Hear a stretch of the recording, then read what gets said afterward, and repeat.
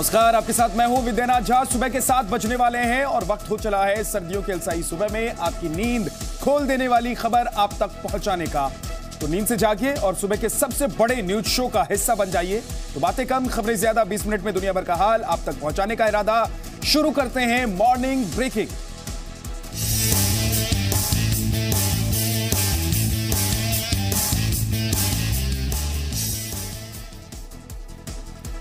पाकिस्तान ने भारत के खिलाफ अघोषित युद्ध छेड़ दिया है। जम्मू कश्मीर में पाकिस्तान की गोलाबारी में सेना के कैप्टन और 3 जवान शहीद हो गए।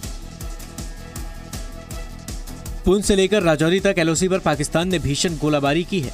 राजौरी के भीमबर सेक्टर में पाकिस्तान की फायरिंग में सेना के एक कैप्टन और 3 जवान शहीद हो गए और 1 जवान घायल है।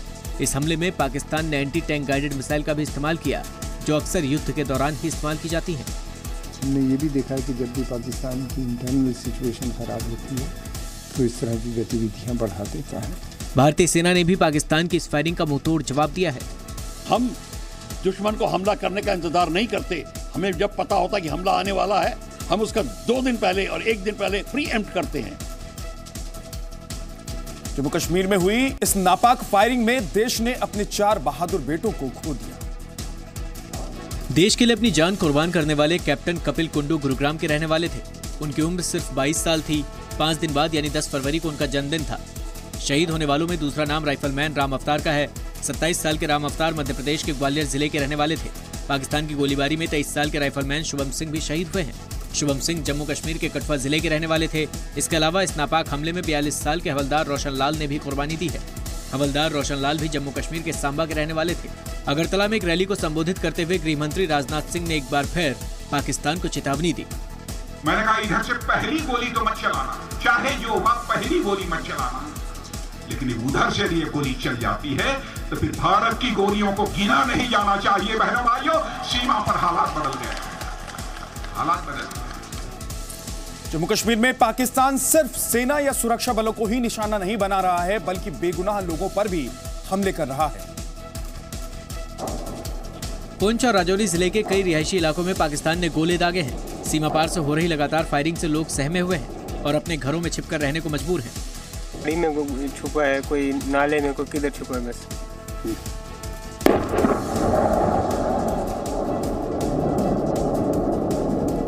बहुत ज्यादा फायरिंग हो रही है। यहाँ बहुत लोग छुपे हुए हैं। फिर अचानक यहाँ पर फायर शुरू हो गया, जिसकी वजह से लोगों को भागकर छुपना पड़ा। कुछ बच्चे हैं घर से निकले हुए, उनको भी नहीं पता कि घर वालों को कहाँ पर है हमारे बच्चे, लेकिन बहुत ही हैवी शेलिंग हो रही है। भारी गोलाबारी को देखते हुए राजौरी जिले में नियंत्रण रेखा से 5 किलोमीटर के दायरे में सभी स्कूलों को 3 दिन के लिए बंद कर दिया गया है। इसके अलावा प्रशासन ने राहत शिविर बनाए हैं ताकि किसी भी आपात स्थिति में लोगों को वहाँ भेजा जा सके। और काफ़ी ज़्यादा शेलिंग हुई है, इंटीरियर एरियाज भी अफेक्टेड हैं और इसके चलते हमें शायद माइग्रेशन भी लोगों की वहाँ से इफेक्ट करनी पड़ेगी। इवैक्यूएट करके उनको उसकी ज़रूरत हम फील कर रहे हैं। भ्रष्टाचार के आरोपों में घिरे दिल्ली सरकार के मंत्री सत्येंद्र जैन की मुश्किलें और बढ़ गई हैं। सीबीआई को एक लॉकर की तलाशी में सत्येंद्र जैन के खिलाफ दस्तावेज मिले। अरविंद केजरीवाल के मंत्री सत्येंद्र जैन की करोड़ों की बेनामी प्रॉपर्टी के कागजात मिले हैं। सीबीआई की टीम दिल्ली डेंटल काउंसिल के रजिस्ट्रार ऋषिराज और वकील प्रदीप शर्मा के खिलाफ रिश्वत लेने के एक मामले की जांच कर रही थी। इसी दौरान ऋषिराज के लॉकर से सत्येंद्र जैन से जुड़े कागजात मिले। सूत्रों के मुताबिक सीबीआई ने सत्येंद्र जैन की 3 संपत्ति के कागजात, 2 करोड़ रुपए की जमा रसीद और कंपनी की 41 चेकबुक बरामद की है। दिल्ली के मंत्री सत्येंद्र जैन ने अपने कुछ अहम दस्तावेज डॉक्टर ऋषिराज के पास रखवा दिए थे और सीबीआई को उनके खोने के बारे में जानकारी दी थी। कहा जा रहा है कि जब सत्येंद्र जैन के घर पर छापेमारी के दौरान तलाशी ली जा रही होगी, तभी उन्होंने अपनी संपत्तियों से जुड़े दस्तावेज और चेकबुक ऋषिराज के लॉकर में रखवा दिए होंगे। डॉक्टर ऋषिराज और प्रदीप शर्मा किसी केस को रफा दफा करने के नाम पर एक व्यक्ति से 4,73,000 रुपए की रिश्वत ले रहे थे। उसी दौरान सीबीआई ने उन्हें गिरफ्तार कर लिया। सत्येंद्र जैन के खिलाफ इस खुलासे के बाद बीजेपी ने उन्हें केजरीवाल कैबिनेट से बर्खास्त करने की मांग की है। ये मामले की गंभीरता को देखते हुए तुरंत सत्येंद्र जैन को बर्खास्त किया जाना चाहिए।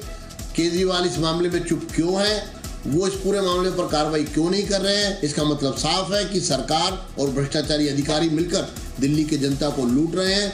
आम आदमी पार्टी ने सत्येंद्र जैन का बचाव किया है। पार्टी के प्रवक्ता सौरभ भारद्वाज ने ट्वीट किया कि सत्येंद्र जैन को फंसाया जा रहा है, उनका उस रजिस्ट्रार से दूर दूर तक कोई रिश्ता नहीं है।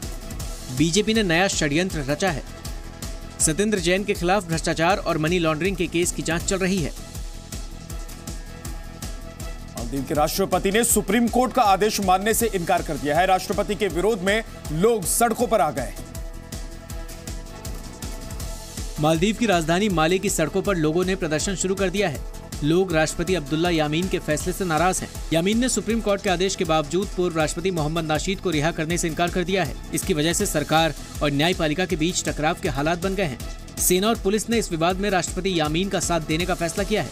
सेना और पुलिस के प्रमुख ने कहा है कि वो सुप्रीम कोर्ट का फैसला नहीं मानेंगे। राष्ट्रपति के इशारे पर सेना ने मालदीव की संसद को घेर लिया है।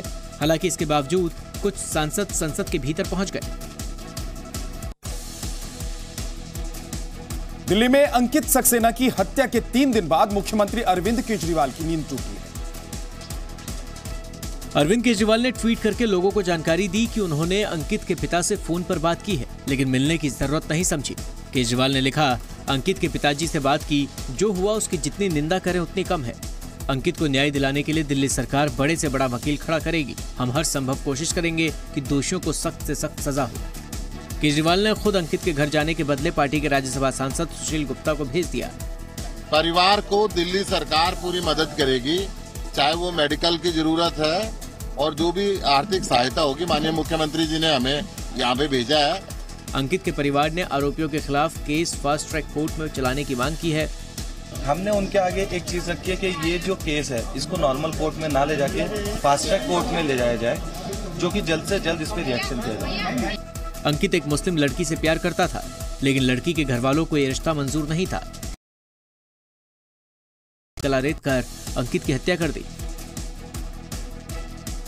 दिल्ली के मुख्यमंत्री अरविंद केजरीवाल को बीजेपी कार्यकर्ताओं के विरोधों का सामना भी करना पड़ा। दिल्ली के सीएम अरविंद केजरीवाल को यमुना पार के सोनिया विहार और लक्ष्मीनगर में काले झंडों का सामना करना पड़ा। सोनिया विहार में अंडरग्राउंड टैंक का शिलान्यास होना था, जबकि लक्ष्मीनगर में सीवर लाइनों के पुनर्निर्माण का शिलान्यास किया गया, लेकिन दोनों ही जगहों पर केजरीवाल वापस जाओ के नारे लगे। बीजेपी कार्यकर्ताओं ने केजरीवाल के खिलाफ गुस्सा जाहिर किया। लोगों के हाथों में केजरीवाल विरोधी बैनर थे। बढ़ते विरोध को देख केजरीवाल को अपना भाषण जल्द खत्म कर वहां से निकलना पड़ा।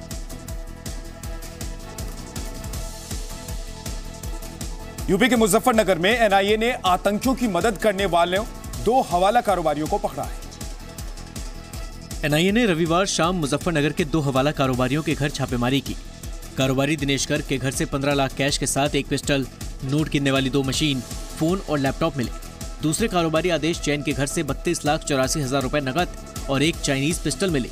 आदेश कुमार जैन खाड़ी देशों के साथ अमेरिका, जापान, थाईलैंड और ओमान में बैठे कारोबारियों के साथ हवाला का धंधा कर रहा था। जांच एजेंसी ने महफूज आलम नाम के संदिग्ध आतंकी को दिल्ली से गिरफ्तार किया था। उसी की निशानदेही पर यह कार्रवाई हुई। टेरर फंडिंग के इस मामले में कुछ आतंकियों को पहले ही गिरफ्तार किया जा चुका है। यूपी में सरकार बदलने और योगी सरकार के सत्ता में आने का असर इस बार ताज महोत्सव पर भी नजर आएगा। दुनिया भर में मशहूर प्रेम की नगरी आगरा में 10 दिन तक राम का नाम गूंजेगा। ताज नगरी के एकमात्र पर्यटन इवेंट ताज महोत्सव का शुभारंभ भगवान श्री राम के जय घोष से होगा। महोत्सव के पहले दिन शिल्पग्राम के मुख्य मंच पर श्री राम भारतीय कला केंद्र की ओर से भगवान श्री राम पर नृत्य नाटिका प्रस्तुत की जाएगी। ताज महोत्सव के इस मौके पर यूपी के मुख्यमंत्री योगी आदित्यनाथ और राज्यपाल राम नाईक मौजूद होंगे। जो तीसरा प्रोग्राम है वो श्री राम के जीवन चरित्र पर आधारित नृत्य नाटिका है। ये श्री राम भारतीय कला केंद्र वाले इसका मंचन करेंगे। वहीं समाजवादी पार्टी ने इसका विरोध किया है। उनका कहना है कि ताजमहल पर राजनीति नहीं होनी चाहिए। अब इससे ताजमहल बदनाम हो रहा है। इस तरह की ये लोग घटना कर रहे हैं, ये अपनी राजनीतिक चमकाने के लिए एक जो दुनिया का 7वां अजूबा है उस तक को बदनाम करने की कोशिश कर रहे हैं। इसकी हम निंदा करते हैं। यूपी के वक्फ और हज मंत्री मोहसिन रजा ने विरोधियों को जवाब देते हुए कहा है कि राम नाटिका का मंचन भारत में नहीं तो क्या पाकिस्तान में होगा। हमारी समझ में नहीं आता है कि राम वाटिका का मंचन अगर कहीं हमारे देश के ताज महोत्सव या और तमाम महोत्सव में नहीं होगा तो कहाँ होगा? क्या पाकिस्तान में होगा, सऊदी अरब में होगा? हमारी समझ में नहीं आता है। समाजवादी पार्टी के अध्यक्ष अखिलेश यादव ने एक बार फिर बैलेट पेपर से चुनाव की मांग की है। मुंबई में समाजवादी पार्टी की देश बचाओ देश बनाओ रैली में अखिलेश यादव ने कहा, दुनिया के कई देशों में बैलेट पेपर से चुनाव कराए जा रहे हैं। अखिलेश ने कहा कि बैलेट पेपर पर मुहर लगाने का मतलब है सरकार की उपलब्धियों पर मुहर लगाना, लेकिन जब हम ईवीएम के जरिए अपना वोट देते हैं तो वो हमारा नहीं बल्कि मशीन का वोट होता है। लेकिन जब मशीन सामने आती है तो हम वोट नहीं डालते हैं। हम मशीन की जब बटन दबाते हैं तो मशीन तब वोट डालती है। हम मशीन की बटन दबाते हैं तब मशीन हमारा वोट डालती है। ये फर्क है। इसलिए हम चाहते हैं कि अगर देश की सरकार चाहे तो बैलेट से वोट करा ले। बीजेपी पर हमला बोलते हुए अखिलेश यादव ने कहा, बीजेपी सबसे बड़ी जातिवादी पार्टी है। देश में सबसे बड़ी जातिवादी पार्टी अगर कोई है तो भारतीय जनता पार्टी है। जात के आधार पर राजनीति करने वाली पार्टी है। बेंगलुरु में पीएम मोदी की रैली के बाद कांग्रेस की सोशल मीडिया प्रमुख राम्या ने पीएम मोदी के खिलाफ अपमानजनक टिप्पणी की। बीजेपी ने नाराजगी जताई तो राम्या ने सफाई। बेंगलुरु की रैली में पीएम ने कहा कि किसान उनकी सरकार की प्राथमिकता में सबसे ऊपर है। पीएम ने यहां टॉप का मतलब भी बताया। कांग्रेस सरकार का जाने का काउंटडाउन अब शुरू हो गया है। प्रधानमंत्री के इस बयान पर कांग्रेस की सोशल मीडिया प्रमुख दिव्य स्पंदना उर्फ राम्या ने ट्वीट किया, क्या ये सब तब होता है जब आप पॉट पर होते हैं? विवाद इसलिए हुआ क्योंकि पॉट का मतलब नशीला पदार्थ होता है। कांग्रेस के ट्वीट के बाद बीजेपी ने सवाल उठाया कि क्या पीएम के लिए ऐसे शब्द शोभा देते हैं। इसके बाद राम्या ने सफाई दी कि पॉट से उनका मतलब पोटैटो, ऑनियन और टोमेटो से था। बिहार के मुख्यमंत्री नीतीश कुमार ने पटना में एक कार्यक्रम के दौरान अपने कॉलेज के दिनों को याद करते हुए लोगों से शेयर किया। नीतीश कुमार पटना में नेशनल इंस्टीट्यूट ऑफ टेक्नोलॉजी के एलुमिनाई एसोसिएशन की बैठक में पहुंचे। नीतीश कुमार को इस बात का मलाल है कि उनके साथ कॉलेज में लड़कियां साथ साथ नहीं पढ़ती थी। लेकिन पहले और बाद में फर्क यही है कि जब तक हम लोग यहाँ पढ़ते थे तब तक यहाँ कोई गर्ल स्टूडेंट नहीं थी। और हम हर बार बताते हैं आप लोगों को, नए छात्र छात्राओं को भी जानने में अभिरुचि होगी कि जब हम लोग पढ़ते थे यहाँ तो कोई लड़की नहीं पढ़ती थी। नीतीश कुमार ने पटना के जिस इंजीनियरिंग कॉलेज से पढ़ाई की थी वो नीतीश कुमार की कोशिश से ही एनआईटी बन चुका है। सीएम ने एनआईटी पटना के हेल्थ सेंटर और एकेडमिक बिल्डिंग का भी उद्घाटन किया। एसएल ग्रुप असम में 6,000 करोड़ रुपए का निवेश करेगा। गुवाहाटी में एडवांटेज असम बिजनेस समिट के दौरान एसएल ग्रुप के चेयरमैन डॉक्टर सुभाष चंद्रा ने 6,000 करोड़ रुपए के निवेश का ऐलान किया।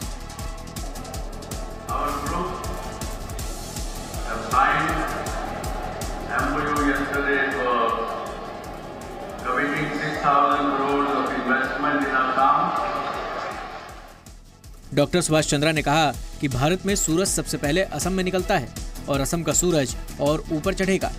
जहाँ सूरज सबसे पहले आकर डाले अपना फेरा, वो भारत देश है मेरा, वो भारत देश है मेरा। 2 दिनों के एडवांटेज असम समिट के दौरान अलग अलग कंपनियों ने राज्य में 1 लाख करोड़ रुपए से ज्यादा के निवेश का भरोसा दिया है। लखनऊ में पति की जान बचाने के लिए पत्नी ने गोली चला दी। ये तस्वीरें लखनऊ के काकोरी इलाके की हैं। बदमाशों ने पहले एक व्यक्ति को घर से बाहर बुलाया और फिर उस पर हमला कर दिया। सीसीटीवी में पूरी घटना रिकॉर्ड हो गई है। अचानक हुए इस हमले से घबराकर पीड़ित आबिद अली गिर पड़ा और बदमाश उसे पीटने लगे। इतने में पीड़ित की वकील पत्नी ने हिम्मत दिखाई और बदमाशों पर रिवॉल्वर से गोली चला दी। मौके से हमलावर भाग तो गए लेकिन जाते जाते धमकी देते गए। आबिद को गंभीर चोट आई है। पुलिस इसे मकान मालिक और किराएदार के बीच का झगड़ा बता रही है। कानपुर में एक महिला ने 11वीं मंजिल से छलांग लगा दी। खुदकुशी से पहले उसने अपने 5 साल के बेटे को भी नीचे फेंक दिया। कानपुर के कल्याणपुर इलाके में जया अग्रवाल महिला अपने पति और 5 साल के बच्चे के साथ अपना फ्लैट देखने गई। जब तक महिला के पति फ्लैट को बंद करते, महिला ने अपने बेटे उत्कर्ष को अचानक 11वीं मंजिल से फेंक दिया और फिर खुद भी कूद गई। पूरी घटना सीसीटीवी में रिकॉर्ड हो गई। माँ बेटी की मौत मौके पर ही हो गई।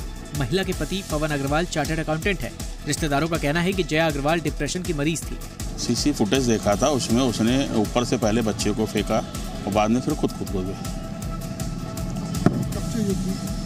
बहुत हेरिटेज है, उसकी माँ को भी थी, उसको भी थी।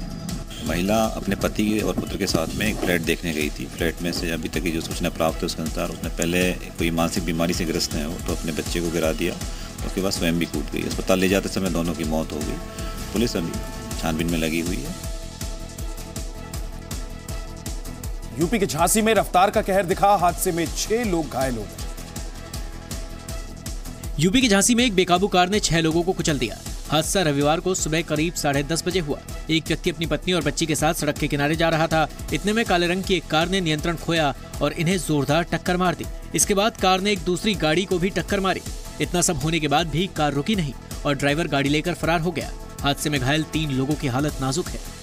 पीछे से एक स्कॉर्पियो गाड़ी ने, ये आराम से चले जा रहे थे और उन्होंने आकर जड़ मारी और मारने के बाद एक और जो आगे कार थी उसमें जड़ मारी है, रुके नहीं और मार के जड़ चले गए। थाना प्रभारी को निर्दिष्ट किया गया कि तत्काल इसको गंभीरता से लेते हुए विधिपूर्ण कार्रवाई करें और पुलिस द्वारा इसमें सम्यक विधिक कार्रवाई की जा रही है और आवश्यक कार्रवाई की।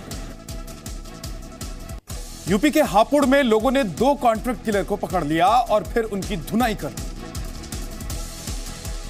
पेड़ से बंधे इन 2 लोगों पर आरोप है कि इन्होंने बीजेपी के स्थानीय नेता सभा सिंह की हत्या के लिए सुपारी ली थी। आरोप के मुताबिक इन दोनों ने 1 लाख रुपए की सुपारी लेकर सभा सिंह की हत्या का जिम्मा लिया था। इन लोगों ने प्लान के मुताबिक 1 फरवरी को गोली भी चलाई, लेकिन बीजेपी नेता बच गए। गोली की आवाज सुनकर आसपास के लोग मौके पर जमा हो गए और दोनों आरोपियों को पकड़ लिया। इसके बाद इन्हें लोगों ने पेड़ से बांध दिया और पिटाई कर दी। बाद में इन्हें पुलिस के हवाले कर दिया गया। इन्होंने फायरिंग करी 12 पर। अच्छा। मैं 12 की वोट में होगा। खोल में मेरे परिवार के सब है, उन्होंने घेरे आगे ये पकड़ गए हैं, उनको पट्टा छीन के। ये पुरानी रंजिश का मामला है। गांव में इनकी पुरानी एक पारिवारिक रंजिश चली आ रही है, उसी से जो है जुड़ा हुआ मामला है। 2 बदमाश जो है पकड़ लिए गए हैं और 1 तमंचा बरामद हुआ। दिल्ली में चलती हुई कार में अचानक आग लग गई। राहत की बात यह रही कि इस हादसे में किसी की जान नहीं गई। धू-धू कर जलती कार की ये तस्वीरें साउथ दिल्ली के मोतीबाग की हैं। घटना बीती रात की है। कार में सवार लोग गुरुग्राम से गाजियाबाद जा रहे थे। इसी दौरान उनकी कार में आग लग गई। हालांकि शुरुआत में उन्हें इसका अंदाजा नहीं लगा, लेकिन जैसे ही गाड़ी मोतीबाग फ्लाईओवर पर पहुंची, बगल से गुजर रहे व्यक्ति ने कार में सवार लोगों को बताया कि उनकी कार में आग लग गई है। इसके बाद कार में सवार लोग वक्त रहते ही गाड़ी रोककर उससे बाहर निकल गए। देखते ही देखते आग और तेज होती गई और थोड़ी ही देर में पूरी गाड़ी आग के गोले में बदल गई। हमें बराबर वाला एक गाड़ी आ रहा था आदमी, उसने कहा कि आपकी गाड़ी में आगे आग लगी हुई है। हम गाड़ी में उतर गए, तो देखा गाड़ी में आग लग रही है, हमने सामान निकाला, गाड़ी आवाज वो बढ़ती चली गई। दूध, घी, तेल, चावल और दाल में मिलावट की खबर तो आपने सुनी होगी, लेकिन क्या कभी आपने सुना है कि प्लास्टिक का भी आटा हो सकता है? यूपी के बलिया के रहने वाले अंकित ने एक दुकान से आटा खरीदा, लेकिन जब इस आटे को गूंथा गया तो आटा च्युइंगम की तरह खींचने लगा। अंकित ने इस बात की जानकारी जिले के अधिकारियों को दी, जिस पर फौरन कार्रवाई करते हुए खाद्य विभाग ने दुकान पर छापा मारकर आटे को जब्त कर लिया है और इसके सैंपल को जांच के लिए भेज दिया है। टीम इंडिया ने साउथ अफ्रीका को दूसरे वनडे में भी हरा दिया है। सेंचुरियन में पहले बैटिंग करते हुए साउथ अफ्रीका की पूरी टीम सस्ते में सिमट गई। साउथ अफ्रीका के बल्लेबाज 50 ओवर भी नहीं खेल पाए और पूरी टीम 32 ओवर 2 गेंद पर 118 रन बनाकर आउट हो गए। जवाब में टीम इंडिया ने सिर्फ 1 विकेट खोकर 20 ओवर 3 गेंद में ही मैच जीत लिया। विकेट के लिहाज से साउथ अफ्रीका के खिलाफ भारत की सबसे बड़ी जीत है। भारत की तरफ से यजुवेंद्र चहल ने सबसे ज्यादा 5 विकेट लिए, उनको मैन ऑफ द मैच भी चुना गया। 6 मैच की सीरीज में भारत लगातार 2 मैच जीतकर साउथ अफ्रीका पर 2-0 की बढ़त बना चुका है।